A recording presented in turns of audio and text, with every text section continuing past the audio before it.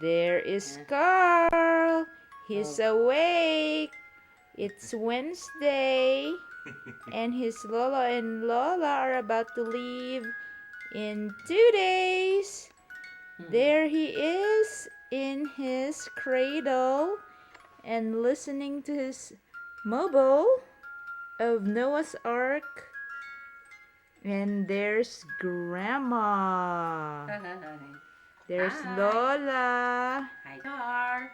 And she's talking at Karl. Hello, Karl.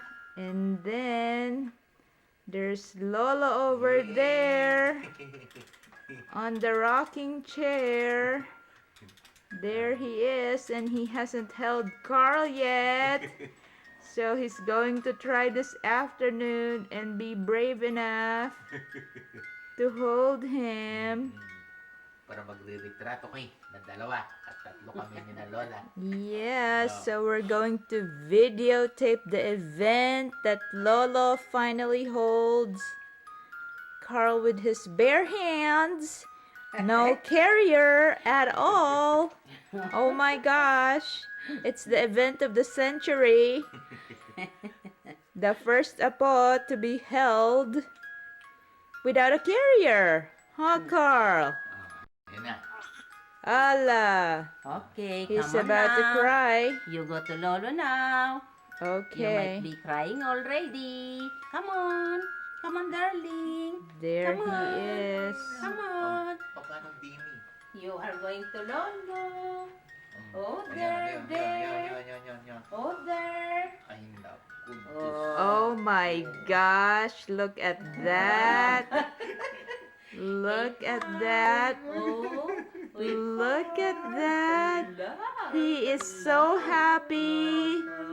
He There is is so Lolo now. happy in Lola's arms. Look at that. Iuwi ka na namin sa Oh Pilipinas. no. They're going to pack him in a balikbayan box to take him home. Oh my gosh. Look at that. And he is just so awake. Yes. It's Ayan. 2:54 Wednesday afternoon. There. Oh. Lumipat ka niya ba't nandun para makita mong close up? Hello, balaw. Yan. Oh, naku, yan, balaw. Oh. Bakit naman kasi nakasalamin Ayaw kayo? mo naman, ah. Oh. Talagang He, lolo nga he eh. cannot see his face. With There. that, oh. I-close up mo siya. Hello, Oh. balaw. Hi, Karl. Hello, There is balaw. Karl. There is a good boy. Uy, good boy si Carlo. Si Karl ay si Balong. Ano? Ano balaw? Oh, naka-pose pa siya. Oh. Then, Look at him. Balaw. He is so satisfied. Look at that. Ano balaw? Sama ka na lang sa lolo. Ano? Oh no, the Lolo is trying to convince the baby to go home to the Philippines with him. Oh no, and he doesn't even know what to say. Except he sticks his tongue out because he might be hungry. Yeah. Oh. Ha ha ha ha. No, he's not. I just fed him. Yeah, ha ha ha ha. Sige, kunin mo na, Lola. oh, bakit na? Wait a minute. Okay, hold on for a tumayo ka. minute. Itayo mo naman. Lolo doesn't want to hold you anymore, darling. Huh? Oh, there you There are. it is. Look at mommy. There It look, is. Mommy, darling. Oh. Finally, There is Lolo mommy. is so Oh, relieved. there is Lolo mommy is there. so relieved. Oh, Kahirap there. magkilig, ah. Lolo There is is so Lola now. relieved that Lola got Karl now. Oh. And he's so happy still. Look at him. Oh, kita mo. He's just Pinakilig ko na lying rin. there. Ayaw ka naman tumayo. Ah, Ay, kung mabol kami. Ay, naku. Dalawa. Diyos ko. oh my balaw. gosh. Masyadong takot si Lolo, ano? He doesn't want to try. Oh my gali naman, Iba rito Lolo, ka mo. kamo. Iba rito, kamo nga lolo. Yeah. Ipon ito Amerika, kamo. Okay. Binabasa ako man. Mm. All right. Ayan. So we will have to Thank take a you. picture later. Hold on. Ayun. This is Mama, and she's cutting the fruit from the delicious apple tree, and it looks like it's still very green, but we're not sure that the apple is going to turn that signature red color of delicious apple, so they will have to check out whether it tastes good. The two apples to the right are actually a different variety, which is what you call the Granny Smith apple, and they use it. Kulang mo naman si Mama. I am. Baka kulang siya na sa pagkita-picture siya. Mag-aaral daw yan. And they use those Granny Smith apples for pies, and the delicious apples for eating purposes. Ito. Yes, that's a delicious apple. And so Dad has tasted it. This is the tasting session of the fruit trees they planted 5 years ago.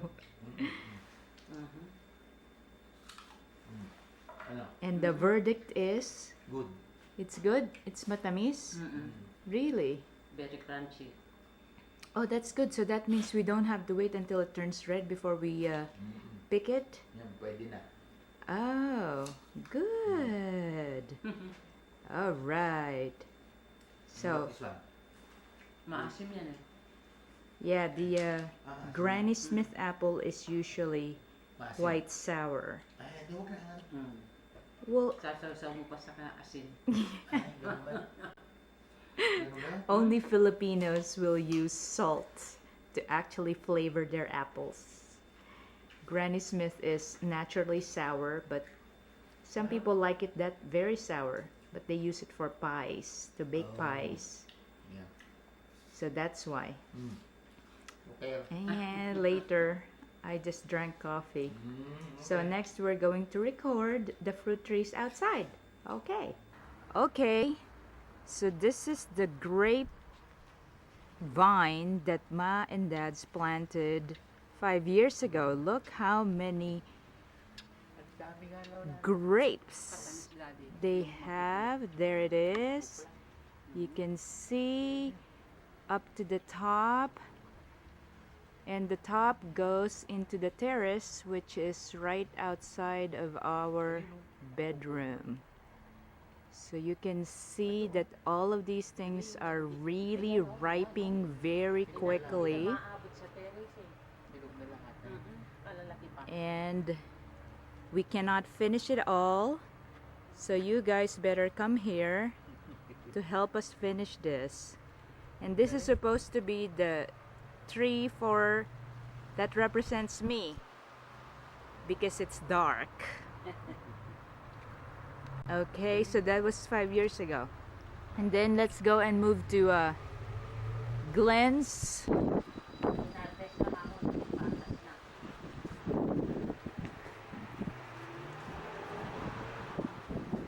grapevine. And we actually harvested Glenn's grapes already because this particular tree is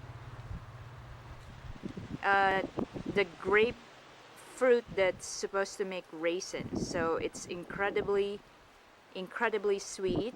Asma and Dad's had already tasted it, and it tasted very good, except that you have to wait and dry it out to make raisins. Sa lahat naman ng Amerikano, ito ang nabanso. He wasn't getting enough water. Yeah. Nagkanda balubalotot mo ka naman. Nagkulang ng ano. Pero hindi niya ano. Patayo. Bakit tumaas? Ha? Tumaas yun sa'yo. Ibang variety yan, Mama. Mm. Mas ano yung sa akin, mas madaling gumapang. Yan hindi madaling gumapang yan. At saka hindi naalagaan yan. Yeah. That's why I was telling Glenn to keep pulling it up. Dahil bumabagsak yan eh.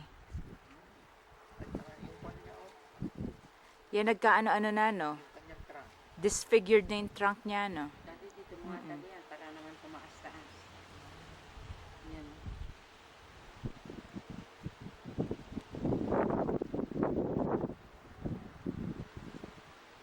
Alright. So, ito po yung delicious apple na tinanim ni Daddy 5 years ago. O, pakikita ni Daddy yung ano, yung katakot-takot na bunga. Ayun. Tangkay niya na. Hirap na hirap yung tangkay niya na. pinakamalaki, oh. Pabibitin nung malalaking masyado. Ito ang pinakamalaki. Nasaan, Mama? Ito Sa likod. sa likod nakatapo. Hold on for a Pwede minute. kang umarap doon ka para makuha mo yung malalaki. Ayan ang lalaki Hold on. Ang lalaki. Oh, sige. Ayan Dili ha? Ayun naku, laki nung din sa lala. Ganun din yan. Ayan. Nasaan yung ano? Alin? Nasaan yung isang sinasabi mo? Ito, ang pinakamalaki Ang laki Tsaka isang yun. dakot na ganyan nakalaki Oh, ayan ang Mahal pinakamalaking yan sa apple na Pilipinas kilis yan. ni Apa. Ni Oo. Mama. Mga 25 pesos na isa niyan. Ano? Pa. Hindi naman. Oh, nasaan pa yung iba? Ayun, Ito. nakatabo Ito dami dito sa Ayun, baba. yun Ito, hindi ko Kawawa na makita yung yun. kawawa na yung mansanas doon sa Oo nga, ayan oh. Ayan naku, Diyos ko naman. Ito, malaki din ito Yeah. Yan Ang Ito lalaki. tinanim natin noon 5 taon na nakakaraan. Ay, Ano? oo Ano ba? Kaya kayong mga chikiting, magsipagpunta kayo rito, magsasawa kayo ng apple. O kayo ang pipitas. Lalo na si pag lumaki na si Karl, siya nang aakyat diyan. Oo, malaki na siguro ang puno ito after 10 years. Oo. 10 years na nun ito Pag lumaki ng 5 years si Karl. Ay, naku. Yeah. Yeah, Doon but naman tayo sa isa. okay. Dwarf trees yan. So, Actually, they're not gonna grow very tall so he can pick it up. Pick it from the ground. Ito, peach. Yeah, this is the peach, pero it was actually filled with fruits. last year. No, before you got here, because peaches, yeah, Because these peaches, the peaches are actually in season around, I think, May to July. Ayun. So you sort of like missed it. It's only dwarf. It's a dwarf peach tree. Okay, the next one is the nectarine. And Mama had been picking a lot of the nectarines from this tree. And they said it's matamis. And we are trying to eat them all. Because nobody wants to eat. So it's just, Ay. Iiyak daw yun, baby. oh, this is a nectarine tree. And we planted this 5 years ago. mhm. Now it's bearing fruit and it's already hinog. Ma, take a photo. It's when it's hinog, it's soaked. A little bit so. A little bit soaked there. And they are easy to pick up. Okay, this is their last day. They're already dressed and it's 12 hours before their flight. That's how excited they are. Okay. We go here. We have just planted these watermelons. And cucumber. Yes, we were just. Where is the other one? That is the There is cucumber. already a fruit here. Ay, watermelon. Watermelon. And there is another fruit there. Ah, yes. There. Yes, I hope they will grow and will be harvested by car. Masyado nang madami.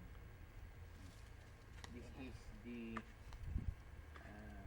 Granny sapple daw. Granny's apple, Granny Smith. Granny Smith apple. It is not really for purposes of Eating. Na, eating, but for purposes of making bread. no. Pie. Pie. Apple pie. Apple pie. Apple pie. But I would like to taste one, even if it is very sour. Oh, you better pick one now. Yeah, it is. You have to select something big and yellow. Yeah, big and yellow, this one. This one. This one. And these are the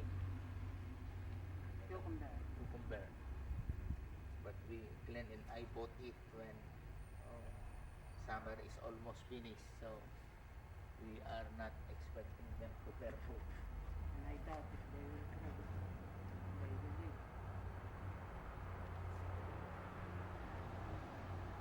live. Okay. So- yeah, those were the trees that we planted just very recently, and Glenn put on some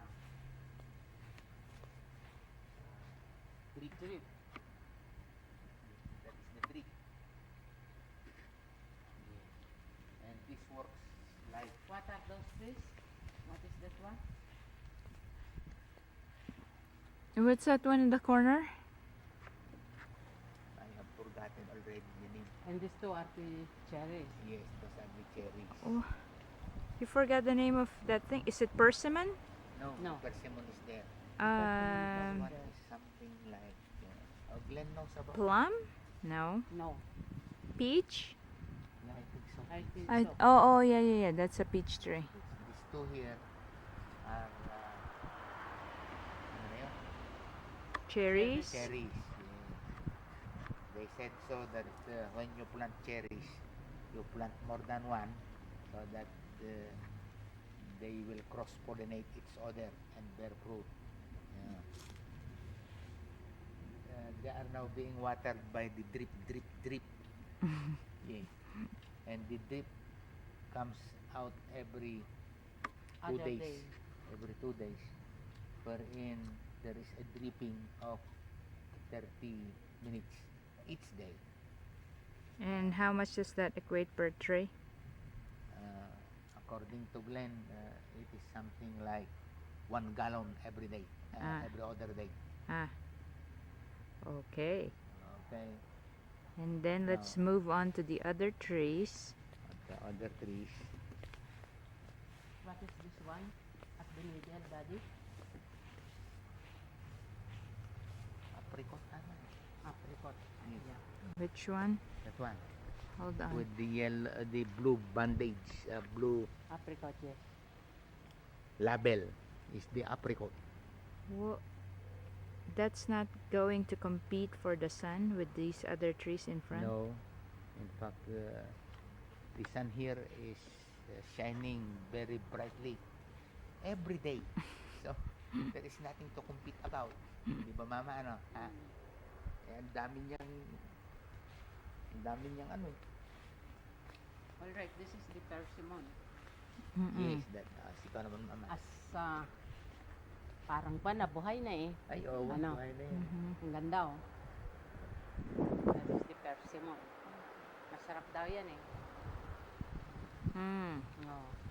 And on the corner, On the corner over there. that was your guava tree that we pick it up from here, which you have been taking good care of it for so long a time already. No, we neglected it. We even forgot it was there. Oh, But this is ornamental guava. It really doesn't compare to the guavas in the Philippines. Ornamental guava, according to Glenn, tastes like grass. And he doesn't know why I eat it. so it's already planted there, and for all you know, this one, the persimmon, and that one, the guava, Yeah. has some soccer hose. Oh, So you do not have to worry about it. okay. Watering the same. So from this corner up to that corner there, Buhay na rin yung guava mo. yes, from this corner up to that corner there are watering devices that shall assure you that the trees will be watered during the summer and fall. Mm. No problemo. Ano This na yan? tree, I don't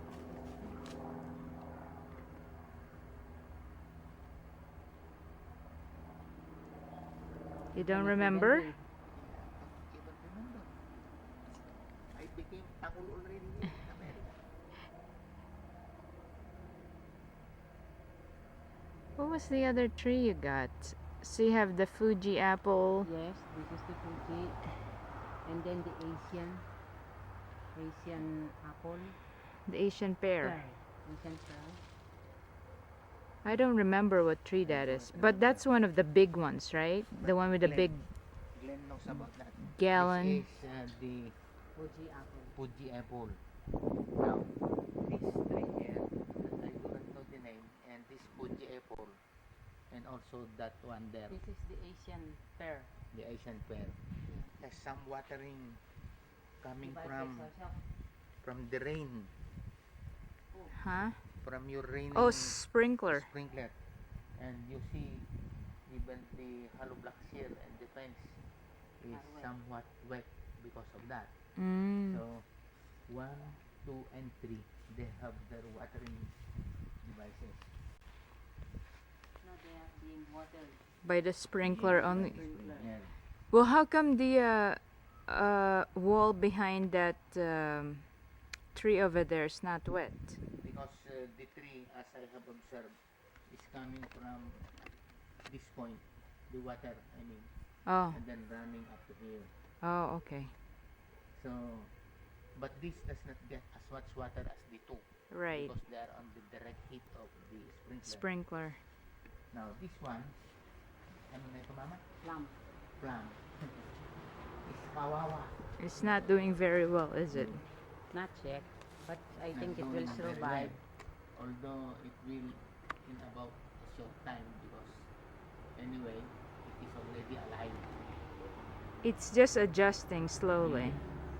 And the other one is It's another cherry tree. cherry. Yes. Yeah. Now, these two are the least of all water trees, because they only derive there from direct watering and also from the soaker hose that are available here. Mm. But the soaker hose here sometimes are not enough Mm. to have them water in accordance with what they need. So Mm. there is a need to That's water. why you sometimes water them. Yes, you have Yeah. got to water them really. Oh my gosh. Oh, that is only watering them once a week. Yeah. They will Mm. survive. Huh? They will survive. Yes, they will survive. Well, They are good trees. Hopefully when we come back after 3 years or 5 years, they are already bearing fruit, just Boy, like the Apple apples and the nectarine. nectarine and the other one, Grapes. grapes and the other one, Peach. the peach. Yes. be careful what you say. You're on video. We can hold you to your word. Yes. And that would be hopefully they have already their fruits by that time. Although this ano nang mansanas rin, Fuji apple Yeah. is already bearing fruit, Yeah. and this will bear fruit by next year. I hope. It's more mature, huh, than the rest Yeah, of the yeah, trees. yeah, than these other trees here. But then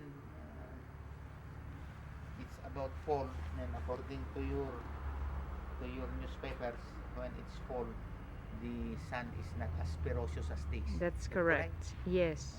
Okay. So that would be all, and see you on channel 4 of the local television station of the Philippines. Good morning. All right.